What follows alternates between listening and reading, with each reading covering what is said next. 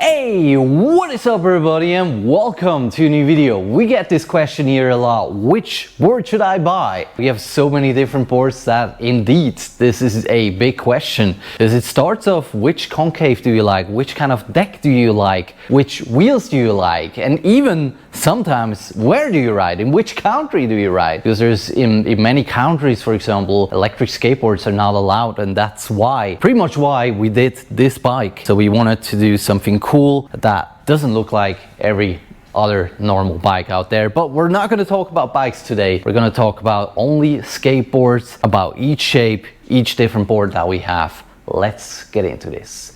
By far our most affordable board is the Challenger, which is also the board with the most concave. And I have to say here, I have to say it like that, real skateboarders buy this board. So a lot of riders, that have been skating for years, love this shape. It's just awesome to do tricks, manuals and so on. You can really do tricks on here. I don't recommend to everyone, and you have heard me talking about that in a lot of videos, the AT version of this board is super hard to ride. Definitely not for everyone, but the cool thing is with the belt drive version you can ride pretty much anywhere, which is cool. I mean, you can change to any wheels. Belt drive is just so versatile. So basically if you have the belt driven Challenger, you get it at a really affordable price, plus you can change to AT wheels, any wheels you like. But I have to say, for the AT wheels you have to change the riser pads.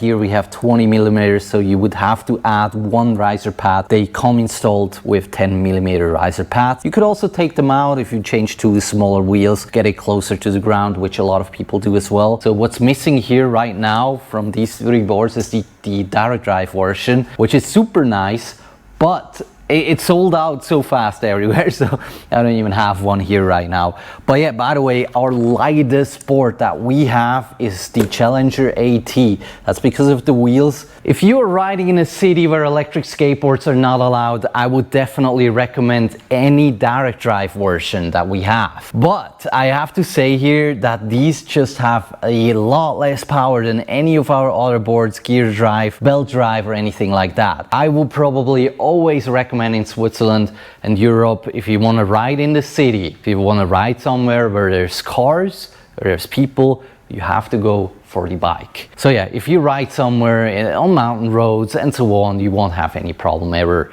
I do that in Switzerland a lot, and I actually never have a problem. I even take the VELAR, the biggest board, onto mountains, and it's not an issue at all. Now, our most versatile board, definitely the Blacker 3 Pro AT. It's also our most sold board ever, actually. Well, the reason here is it's just a normal shape, not too much concave, and still enough concave so that people love it and you can feel it. Actually, I was racing with this board a couple times. It has a lot of power now with the 75A ESC. A lot of power. I absolutely love it. It can also be super Carve. Actually, right now, out of the box, just like that, like it is right here. It's actually raceable right out of the box. But you can do a lot to adjust the bushings as well. You can just change around, turn around the top washer, and it gets a lot stiffer if you like that. And a lot of people ask us which board is the most waterproof. It's actually not direct drive, and the reason is simple. There's just more water coming onto the bearing basically right here. That's why we really don't recommend it. And this bearing right here on the motors is super hard to swap out, because you have to pretty much you have to unscrew everything, unplug the motors, get it off. These right here on the wheels and the pulleys are so easy to swap out. That's why for me any belt driven board is the most waterproof. And actually there's no difference in between the Blacker 3 Pro Challenger or the VELAR in terms of waterproofness. We tested all of them. We always recommend for any of our boards, open up the enclosure after a water ride, or if you get caught in the rain, it's overall not a problem, but open up your board. So means unscrew everything around here, open it up, let it dry, and you'll be fine. Now, there's many different wheels nowadays. These are probably my favorite, and in my opinion the most versatile. I love them. I was racing them in Las Vegas eSkateCon, and I thought they have a lot of grip. I mean, for me they're good for anything, but I mean, if you want to go to the limit on a racetrack, then the 150 50 Hoda wheels are definitely the best, and these I would consider have the most grip out of any wheels that we have, even more than the rubber wheels. And that is, I can't even explain why. These just have that much more grip.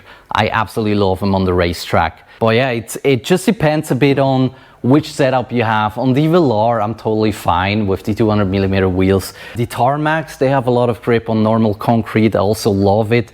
They don't eat up as much range as the rubber wheels. These are the most comfortable to ride.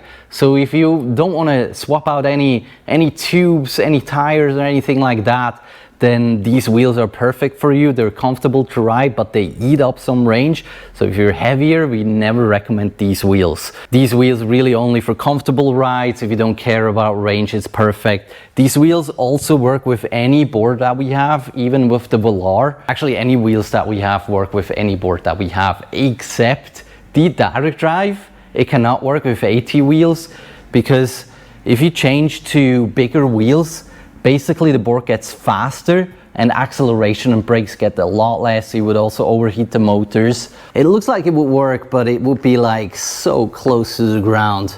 As you can see, there's no way, and it would have so much acceleration and not much speed like that. And this is our ultimate board, the Velar. It's the only board that stands like that, and it's also our fastest board. So out of the box, 65 km/h, but it can go a lot faster. So for example, and this is also why we always say the belt-driven version is the most versatile, because you can change gear drive ratio. Basically, you can change the pulleys. You can even change the pulley of the motor itself. So this one can be extremely fast, a lot faster than it is right here actually. In fact, I don't recommend it. I do not ever recommend to go too fast. Well, here you're just stuck with the gear drive ratio that you have on the gear drive itself. So you cannot change anything here. The gear drive ratio here is 4.3. It cannot be changed anymore. This is basically the disadvantage of gear drive boards, basically.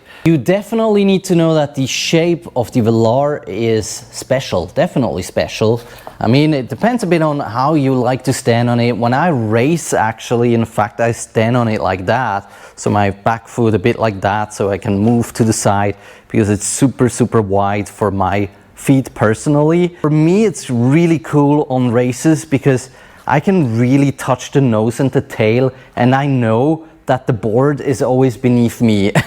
Because sometimes on races, or when I want to go super fast, I feel like I'm moving on the Blacker 3 Pro, because there's not really, unless you have the bindings, but even with the bindings, I don't feel as secure as I'm on the Velar for some reason.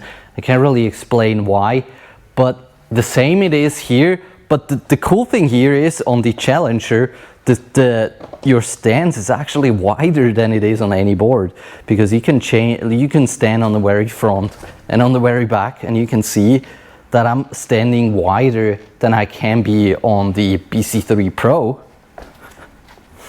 Yeah, I mean, it's almost the same, but the widest stance for some reason has the Challenger. I'm going to show you again.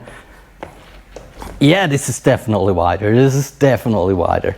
The boards next to each other is what people sometimes request to see as well, because each board is completely different. Like here, a lot of concave, normal longboard shape, mountain board shape. You can see right here, right now, that the Challenger is actually not a small board.